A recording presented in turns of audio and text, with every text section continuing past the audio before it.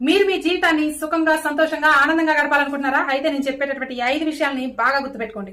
Number 1, ప్రతి ఒక్కరికి ప్రతి మాటకి సమాధానం చెప్పాల్సిన అవసరం లేదు. కొంతమంది మిమ్మల్ని తక్కువ చేసి మాట్లాడొచ్చు, తీసి అవతల పడేయొచ్చు, మీ సామర్థ్యాన్ని తక్కువగా చేసి మాట్లాడొచ్చు. అలాంటి వారందరికీ మీరు సమాధానం చెప్పాల్సిన అవసరం లేదు. ఒకవేళ సమాధానం చెప్పాలి అని అనుకుంటున్నారా, మీరు మైండ్ లో బాగా ఆలోచనలు పెట్టుకుని అయోమయం అయిపోయి చాలా డిస్టర్బ్ అయిపోతారు. తెలివైన వారి లక్షణం ఏంటో తెలుసా? అలాంటి వారి మాటలు అన్ని వినాల్సిన అవసరం లేదు. కొన్ని వినాలి, కొన్ని గాలికి వదిలేయాలి. ఇక నెక్స్ట్ రెండవది మౌనం.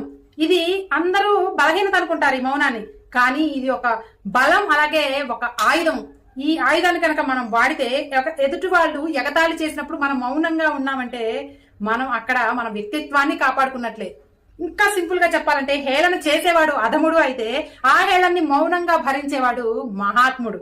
ఇక నెంబర్ 3, అందరినీ ఆనందపరచాలి అనుకోవటం. అందరినీ ఆనందపరచాలి అనుకుంటే అది అసాధ్యం. దానివల్ల మిమ్మల్ని మీరు కోల్పో